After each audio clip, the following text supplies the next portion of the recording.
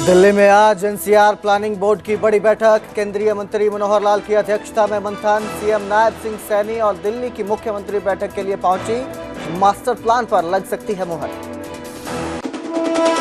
योग दिवस से पहले हरियाणा विधानसभा में ट्रेनिंग प्रोग्राम का आयोजन। मुख्यमंत्री नायब सिंह सैनी ने विधानसभा स्पीकर के साथ किया योग। हिमाचल में आर्थिक संकट के बीच पर्यटन विभाग के होटल ठेके पर देगी सरकार। पीपीपी मॉडल से पर्यटन विभाग को घाटे से उबारने की कोशिश। शिमला में मनीषा मित्तल हत्याकांड में 2 दिन बाद 2 आरोपी गिरफ्तार। रोहतक से पुलिस ने पकड़े आरोपी। मनीषा का भाई बोला, मेरी कोई दुश्मनी नहीं थी। झांसी में पुलिस से बचने के लिए बिल्डिंग से कूदे आरोपी। दोनों की टूटी टांग। पुलिस ने गिरफ्तार कर पहुंचाया अस्पताल। दिल्ली में सपना चौधरी का मासूम शर्मा के साथ गाना गाने से इनकार। मजाकिया अंदाज में बोली, मेरी मर्दों से बन नहीं रही। नीट परीक्षा से पहले देश में टेलीग्राम पर लगा बैन। केंद्र सरकार ने 22 जून तक टेलीग्राम पर लगाई अस्थायी रोक।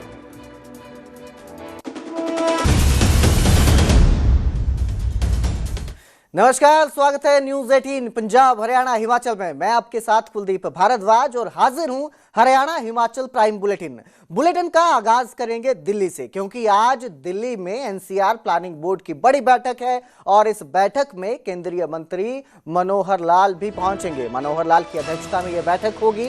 केंद्रीय मंत्री मनोहर लाल और मुख्यमंत्री हरियाणा के नायब सिंह सैनी इस बैठक में शामिल होंगे। वहीं दिल्ली की मुख्यमंत्री रेखा गुप्ता भी बैठक में मौजूद है, पहुंच चुकी हैं और बैठक इस वक्त चल रही है, जारी है। तो शामिल हैं इस वक्त हरियाणा के मुख्यमंत्री नायब सिंह सैनी बैठक में। दिल्ली एनसीआर मास्टर प्लान 2041 पर आज मुहर लग सकती है, ये बैठक चल रही है। और दिल्ली एनसीआर प्लानिंग बोर्ड की यह बैठक है जिसमें हरियाणा के पूर्व सीएम मनोहर लाल अभी जो केंद्रीय मंत्री हैं और वहीं हरियाणा के मौजूदा मुख्यमंत्री नायब सिंह सैनी भी बैठक में शामिल है। और इस बैठक में आज हरियाणा के जो 5 जिले हैं वो एनसीआर से बाहर होने की संभावना जताई जा रही है, इस तरह की उम्मीद भी है। इस प्रस्ताव में दिल्ली के राजघाट से 100 किलोमीटर की रेडियस तक एनसीआर के जो इलाके हैं उन्हें सीमित करने का सुझाव है, ऐसी जानकारी सामने आ रही है। मेरे सहयोगी रवि मिश्रा हमारे साथ फोन लाइन पर जुड़े हैं। जी रवि, बैठक चल रही है इस वक्त, दिल्ली एनसीआर प्लानिंग बोर्ड की बैठक है, मुख्यमंत्री नायब सिंह सैनी भी मौजूद है। क्या संभावना है, क्या फैसला आज लिया जा सकता है एनसीआर क्षेत्र को लेकर? बिल्कुल, देखिए साफ तौर पर एक बड़ी बैठक राजधानी दिल्ली के विज्ञान भवन में होते हुए नजर आ रही है। ये बैठक केंद्रीय मंत्री मनोहर लाल खट्टर की अध्यक्षता में हो रही है। आपको बता दें कि सुबह 11 बजे ये बैठक शुरू हुई है और ये बैठक है 42वीं एनसीआर प्लानिंग बोर्ड की। इस बैठक में एनसीआर रीजन के क्षेत्र में आने वाले तमाम इलाकों के बारे में, उसकी सौंदर्यीकरण, विकास और आने वाले दिनों में किस तरीके से उसकी तमाम चीजों को व्यवस्था करनी है, उन तमाम चीजों के बारे में इस बैठक में चर्चा हो रही है। मुख्यमंत्री हरियाणा इस बैठक में पहुंचे। इसके अलावा दिल्ली के मुख्यमंत्री भी इस बैठक में मौजूद हैं। अब देखना होगा इस बैठक में किन किन मुद्दों पे बात हो रही है, क्योंकि अधिकारी भी साथ में है और तमाम लोग मिलकर आने वाले दिनों में जो एनसीआर क्षेत्र में पड़ने वाले जो तमाम इलाके हैं उनके संदर्भ में यहाँ पर बातचीत होने वाली है। जी रवि, जो सूत्रों के हवाले से एक जानकारी सामने आ रही है कि कुछ इलाके भी एनसीआर से बाहर हो सकते हैं, इसको लेकर कोई जानकारी सामने आई है पुख्ता या कोई बयान सामने आया हो? बिल्कुल, देखिए साफ तौर पर जो इलाके 100 किलोमीटर की रेडियस से बाहर है उनको क्षेत्र से जो जानकारी प्राप्त हो रही है कि उस रीजन से बाहर रखा जाएगा। तो उसके अलावा 30 मिनट ट्रांसपोर्ट प्लान को भी मंजूरी मिल सकती है। यानी 30 मिनट ट्रांसपोर्ट प्लान, यानी कि आपको एनसीआर रीजन में अगर कहीं जाना है तो it will take only 30 minute. इसको लेकर जो सड़क व्यवस्था और परिवहन व्यवस्था होंगी उसको लेकर भी बातचीत होनी है। यानी 30 मिनट ट्रांसपोर्ट प्लान और उसके अलावा जैसा आपने जिक्र किया कि वो जो क्षेत्र जो 100 किलोमीटर की रेडियस से बाहर है उनको एनसीआर रीजन से बाहर रखा जाए। तमाम महत्वपूर्ण मुद्दों पे आज यहाँ बातचीत होने वाली है। जी बिल्कुल रवि, आप इस पूरी बैठक पर नजर बनाए रखिएगा। आपके जरिए हम अपने दर्शकों तक क्या इस बैठक में हुआ है वो जानकारी पहुंचाएंगे। फिलहाल हमारे साथ जुड़ने के लिए बहुत बहुत शुक्रिया।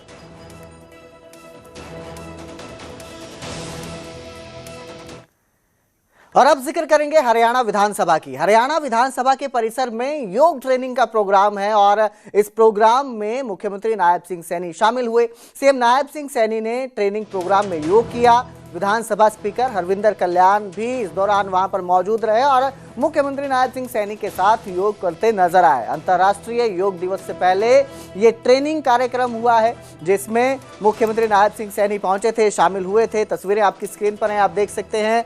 हरियाणा विधानसभा परिसर में योग कार्यक्रम का आयोजन किया गया था और इसमें मुख्यमंत्री नायब सिंह सैनी ने योग किया, वहीं विधानसभा स्पीकर हरविंदर कल्याण ने भी योग किया।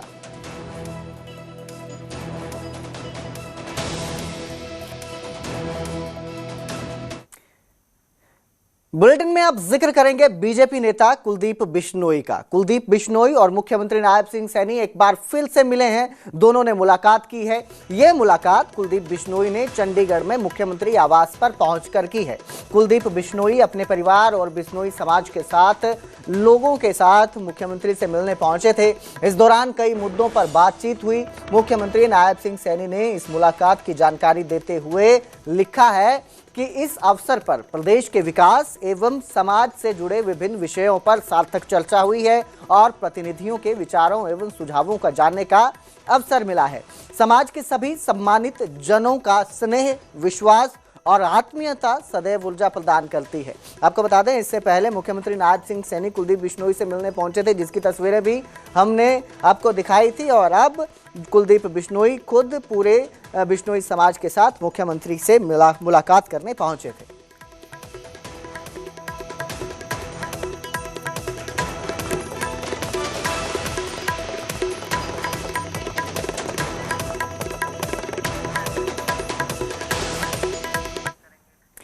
बुलेटिन में अब जिक्र करेंगे शिमला का। शिमला में मनीषा मित्तल हत्याकांड को लेकर बड़ी खबर सामने आई है और पुलिस ने अब 2 दिन बाद 2 आरोपियों को गिरफ्तार कर लिया है।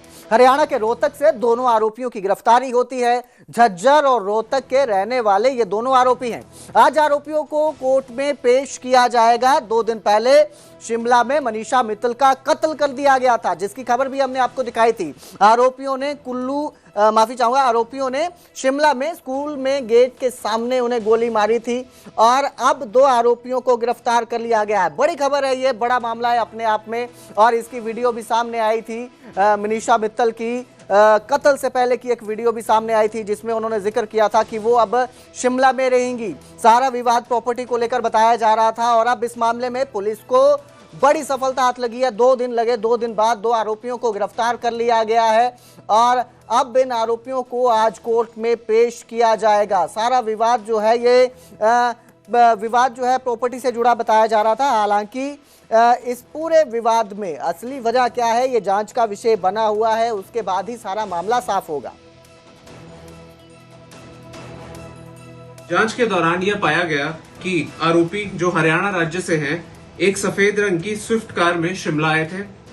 अपनी पहचान छिपाने एवं पुलिस निगरानी से बचने के लिए इन दोनों आरोपियों ने अपना हरियाणा नंबर के वाहन पर हिमाचल प्रदेश का फर्जी पंजीकृत नंबर HP 10 सीरीज लगाया था। पुलिस द्वारा तकनीकी एवं भौतिक साक्ष्यों के आधार पर उक्त वाहन की वास्तविक पहचान स्थापित की गई तथा आरोपियों तक पहचान बनाई गई। आज एक विशेष अभियान के दौरान शिमला पुलिस ने रोहतक हरियाणा से दोनों आरोपियों को गिरफ्तार किया है। तो मनीषा मित्तल हत्याकांड पर मनीषा का भाई भी अब सामने आया है और उन्होंने कहा कि उनका इसके साथ कोई लेना देना नहीं है कत्ल की वारदात के साथ। मनीषा के भाई हिमांक मित्तल का यह बड़ा दावा है कि मेरी मनीषा के साथ कोई दुश्मनी नहीं थी, मेरा उसके साथ कोई रिश्ता ही नहीं था। ये भाई का कहना है उनके। मुझ पर पहले भी हमला हो चुका है, गंभीर इल्जाम है। उन्होंने अपने ऊपर भी हमला होने के इल्जाम लगाए हैं।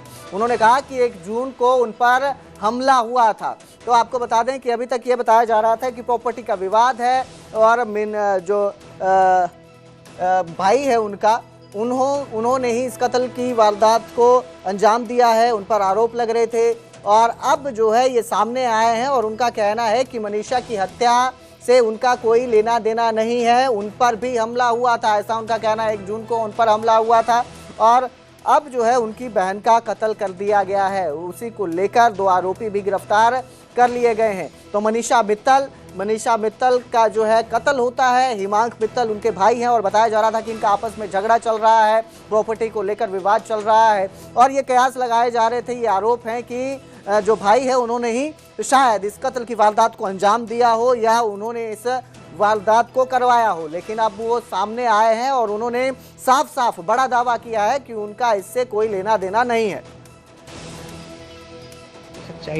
मेरा नाम है हिमांक मित्तल। मैं वही भाई हूँ जो मनीषा मित्तल के गोलीकांड के साथ नाम जोड़ा जा रहा है इसका। मैं सबसे ये कहना चाहता हूँ कि मेरी इसमें कोई इन्वॉल्वमेंट नहीं है। कल सुबह से पुलिस भी मेरे घर पर आई हुई है, मुझसे पूछताछ कर रही है। मैं हर चीज़ में सपोर्ट करने के लिए, कोऑपरेट करने के लिए तैयार हूँ और कर भी रहा हूँ। ऑलरेडी मेरे साथ भी एक हमला हो चुका है जिससे मुझे भी चोटें आई थी। 1 जून को मेरे साथ भी हमला हुआ था। मेरे एक पैर में फ्रैक्चर भी है, एक हाथ में फ्रैक्चर है और एक दूसरे हाथ और दूसरे पैर का मांस भी फटा हुआ है, जिसमें मैं जून में पूरा टाइम ही घर पे ही रहा हूँ, बेड पे ही रहा हूँ, हॉस्पिटलाइज भी रहा हूँ। बस मैं सबसे अपील करना चाहता हूँ कि जो भी पूछना है मुझसे पूछ के ही डाला जाए, क्योंकि मीडिया में जहाँ भी मैं देख रहा हूँ ये बोला जा रहा है कि भाई ने प्रॉपर्टी के चलते मरवाया है, मारा है। मेरी उससे ना कोई दुश्मनी थी, ना ही मेरा उससे कोई रिश्ता था। जो भी सच्चाई आपको जाननी है प्लीज़ मुझसे जान के ही कहीं अपलोड करें, बिना जानते हुए, बिना कुछ पता लगाए कुछ भी ना इधर उधर अपलोड करें तो अच्छा रहेगा। धन्यवाद। तो शिमला से मेरे सहयोगी रणबीर सिंह हमारे साथ लाइव जुड़े हैं। रणबीर, एक तरफ आरोप लग रहे थे भाई पर मनीषा की हत्या करने के, प्रॉपर्टी को लेकर विवाद के, अब वो सामने आ चुके हैं। अब तक जांच में क्या सामने आया है? जी हाँ, देखिए इस मामले में अब तक की आपको अपडेट ये दे दें कि दोनों आरोपियों को गिरफ्तार करके शिमला लाया गया है और आज इन्हें दोपहर बाद 2 बजे के बाद का समय जो है अदालत ने दिया है, तो यहाँ चक्कर कोर्ट में उन्हें दोपहर बाद पेश किया जाएगा। अब तक की जांच में जो पुलिस ने बताया है कि इन्होंने ये बात स्वीकार की है कि इन्होंने ही जो है मनीषा मित्तल पर गोलियां चलाई थी। लेकिन किसके कहने पर ये गोलियां चलाई गई थी, इसको लेकर अभी भी सवाल बहुत सारे हैं। जो पुलिस का ये कहना है कि आज जैसे ही कागजी कार्रवाई पूरी होती है तो पुलिस सबसे पहले रिमांड हासिल करेगी और उसके बाद परत दर पर इस गुत्थी को सुलझाया जाएगा।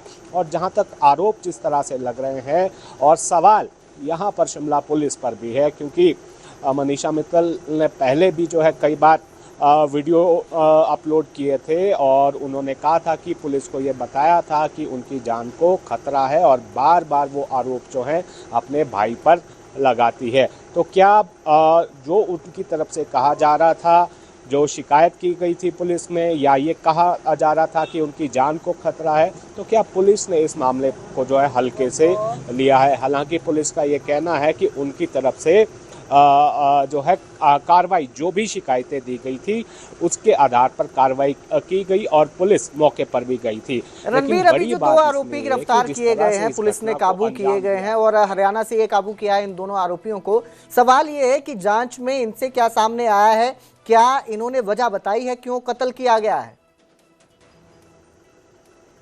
जी हाँ, देखिए जैसे मैंने पहले जिक्र किया कि पुलिस की तरफ से अभी ये बताया गया है कि सीधे तौर पर इन्होंने अभी तक सिर्फ ये बात कबूल की है कि इन्होंने ही गोलियां चलाई थी। यानी ये वही 2 शूटर थे जो शनिवार शाम को यहाँ पर पहुँचे थे और उन्होंने सबसे यहाँ पर रेकी भी की थी और वो हमले का उन्होंने जो है मौके का इंतज़ार किया और जैसे ही उन्हें मौका मिला तो उन्होंने वारदात को अंजाम दिया। लेकिन बड़ी बात इसमें यह है कि शिमला जैसी जगह में इस तरह की घटना इससे पहले कभी नहीं हुई और इस तरह से सरेआम और स्कूल की एक संचालिका को गोली मार दी जाती है और उसके बाद शिमला।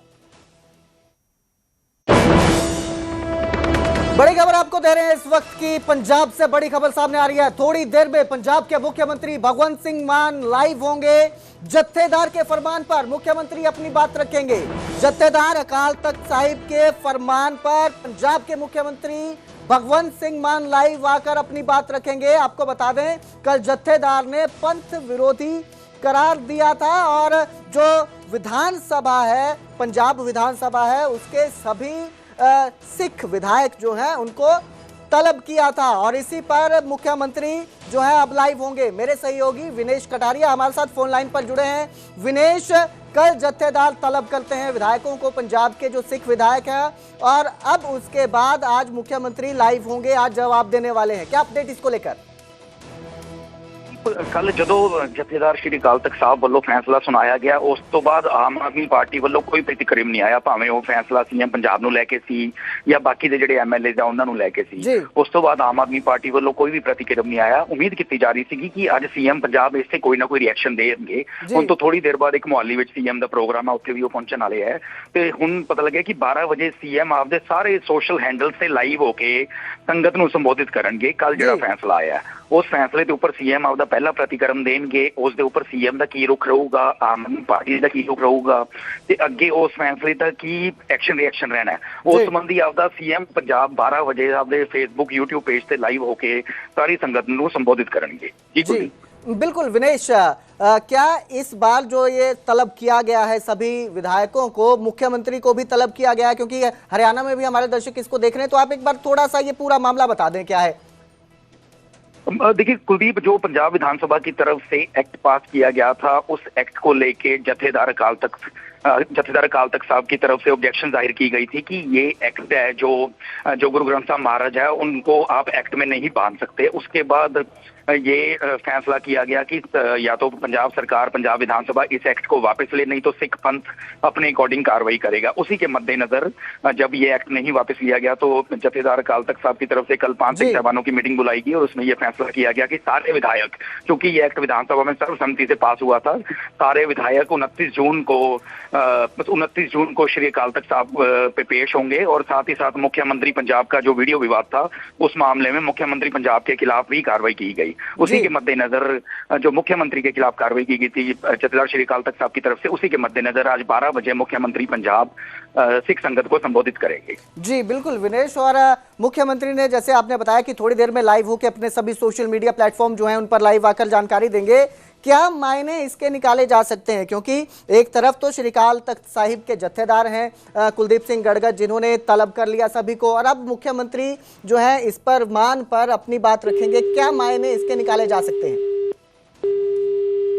जी संपर्क टूट गया हमारा, कोशिश करेंगे एक बार फिर से उनसे जुड़ने की, लेकिन बड़ी खबर आपको पंजाब की दे रहे हैं, क्योंकि एक एक्ट विधानसभा में पास किया जाता है और उसका विरोध अब किया जा रहा है। श्री अकाल तख्त साहिब के जो जत्थेदार हैं कुलदीप सिंह गड़गड़, उन्होंने विधानसभा के जो सिख विधायक हैं उनको तलब किया है। इस पूरे मामले को लेकर नाराजगी जाहिर की जा रही थी इस एक्ट को लेकर दरअसल पहले, और अब इसको लेकर उम्मीद जताई जा रही थी कि मुख्यमंत्री भगवंत सिंह मान जो हैं इस पर प्रतिक्रम देंगे, रिएक्शन देंगे, लेकिन बीते कल उन्हें तलब किया गया था, बीते कल ये फरमान सुनाया गया था श्री अकाल तख्त साहिब के जत्थेदार कुलदीप सिंह गड़गड़ की तरफ से, और अब आज मुख्यमंत्री इस फरमान पर लाइव आएंगे।